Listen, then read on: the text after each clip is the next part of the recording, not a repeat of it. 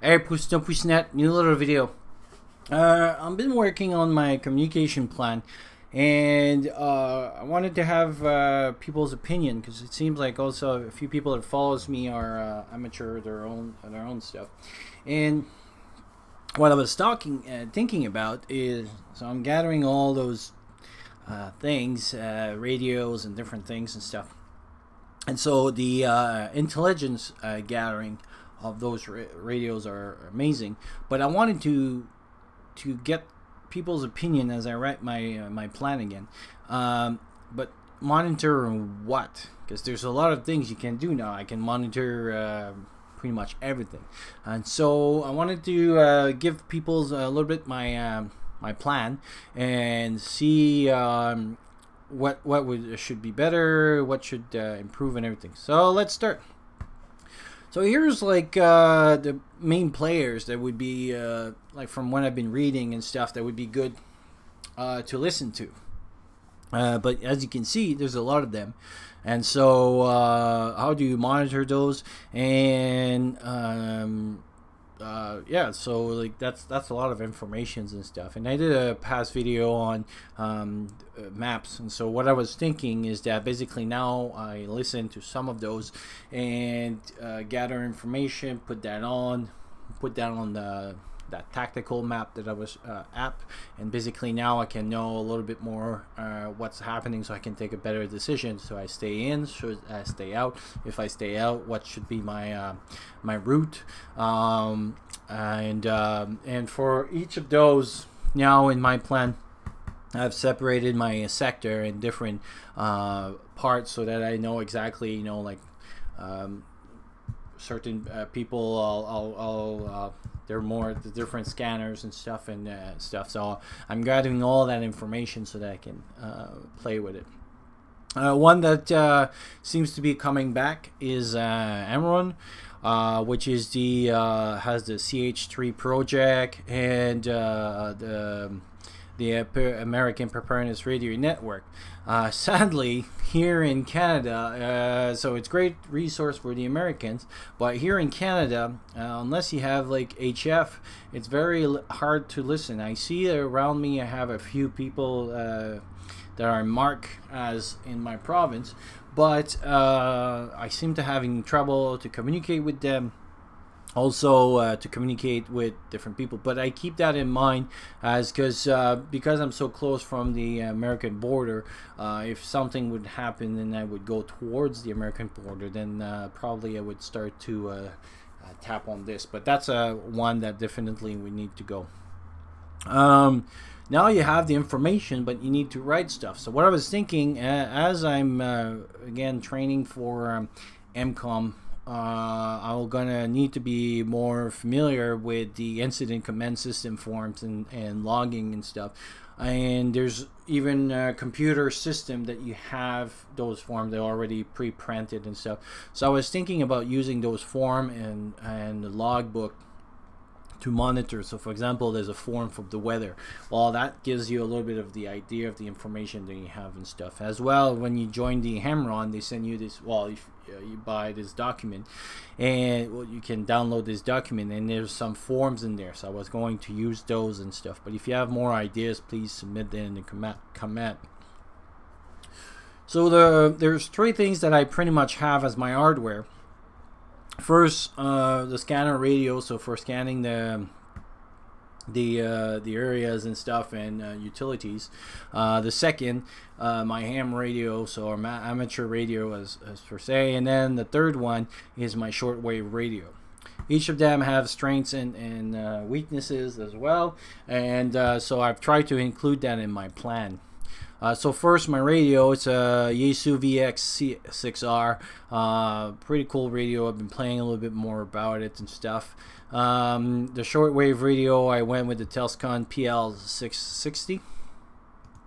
And my scanner, now that's a new add-on. I just went with the Bofing. I never know how to pronounce this. Something 6VR 5. Anyway, I'll put the name of the name stuff, and it's on his way. I don't have it yet, so I didn't have time to play with it. But the reason that I choose this one is first of all, it was cheap, and so as a scanner, obviously I could have bought better scanners and stuff. But again, every piece of equipment that you get has multiple purpose. So the Bofang, what I'll be doing is that I'm gonna be as a transmitting, because it's not as good as my Yaesu, obviously, but I'll be able to transmit. And here in Canada, we don't really have that GFRS system and stuff like that. But if I go in towards the States, it would be a good thing to be able to communicate. So what I'm going to be is that basically this radio will become my GFSR if I use it. I'll be using it mostly at 90%, 95% of the time as a scanner, because it does have that capacity. But also I was looking, and there's a little device you can buy, and basically can become a simplex repeater. And so now I have like a $30 radio that even if I have to sacrifice, and this is one of another radio, so that means it can be a backup and stuff. But now I can put this on the top and be increased, so with my radio it can increase my capacity of talking to someone else and stuff. And even if I leave that behind, it's just $30. So that's one thing that I kind of like about that system, is that if need be, for whatever reason, then I need a repeater and I cannot come back to it, or whatever, or something happens to the radio, I can use it as a repeater.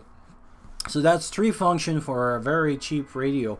Obviously, probably at one point I'll buy a better scanner and a more official scanner, as like that's dedicated things and stuff. But for now, as I gather my kit, that's a very good buy for the bang for the buck, that they say. I don't like to use this expression, but anyway, that's what it is. So here's my plan. Basically, it's separated in two: bug in and bug out. And in the bug in during the day, basically I would be at my computer table here, and towards using a system that I'm building on right now, and I have like the battery, but I don't have the whole system to recharge it and stuff. I would be using my Bofang on one ear, and through my disco and antenna, scanning the area and gathering informations and stuff.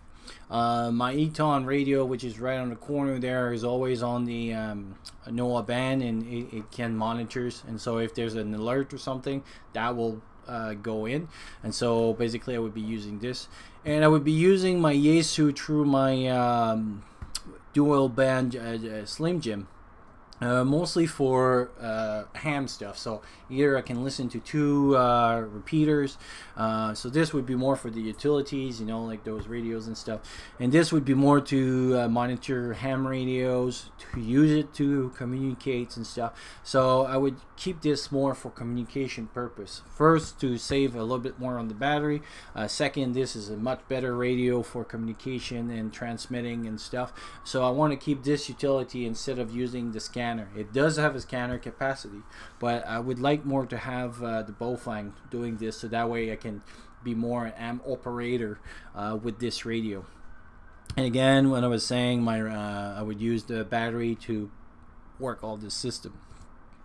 At night, then the shortwave is actually a bit better. And when I say night, dusk to dawn kind of thing, or dawn to dusk. Yes, I'm not quite sure, but basically then I would switch a little bit more to the shortwave, and so I try to gather information from either radios or other groups, like the Amron groups. Maybe I'll be able, and this is what I'll try to experiment, but I'm waiting for some gear, mostly my antenna. I do have the radio, but right now I cannot hear anything much here.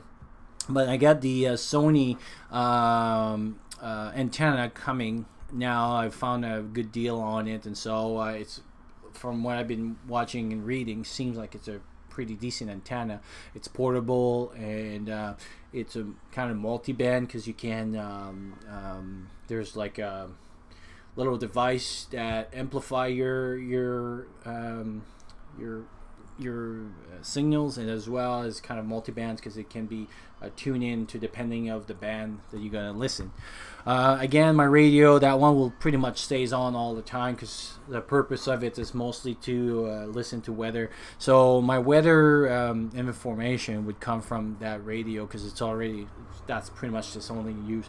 I mean, it can use as well as radio for AM and FM and stuff like that. But the advantage of this is that it has that, I forgot the name of it, but basically it's on alert, and as soon as there's something happening in my area, it will trigger it, and the alarm system will kind of signals. And so basically it's doesn't take much energy, and the advantage of this is that now I can be waking up in the middle of the night with this. And as well as in the night, using certain schedules, I would be monitoring with the Bofang. And this is where I'm going to experiment and see, and this is where also I need your opinion, is how much scanning do I need to do.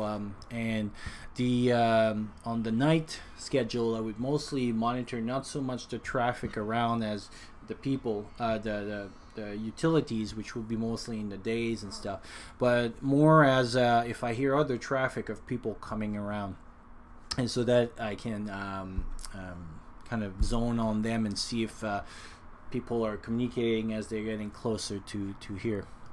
If you have any suggestion about schedules and stuff, so now bugging out. So first I was thinking switching to Zulu time, so that way I can communicate with everybody at the same times and stuff. So either changing my watch and stuff and keeping the time so that I can one time and everybody talks the same language.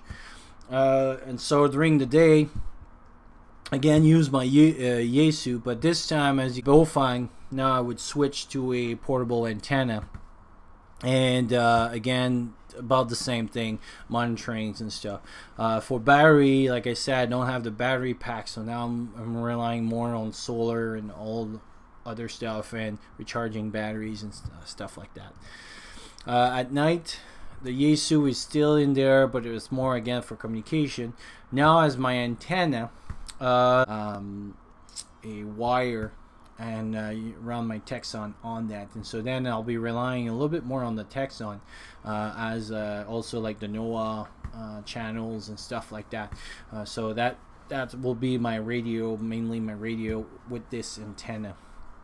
And the Bofang again at night monitoring, and this time will be more for people kind of coming around and stuff, but even I'm thinking like maybe running it all night, like scanning and stuff. So but that would be a lot of electricity and stuff, so maybe even Bofang at night and Yaesu during the day,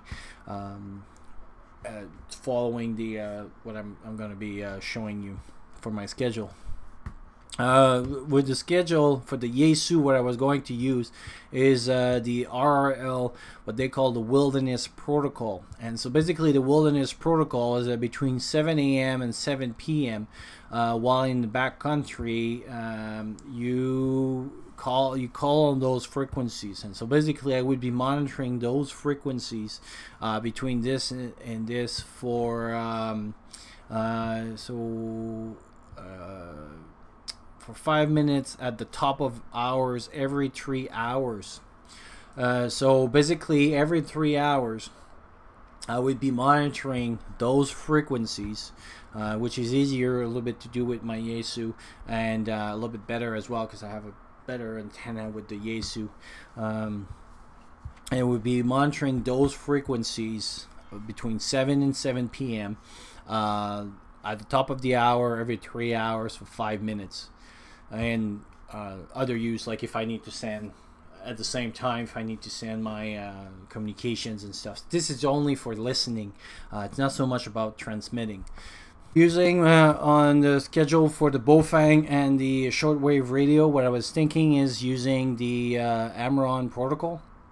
The Amron protocol has been built basically for that kind of purpose.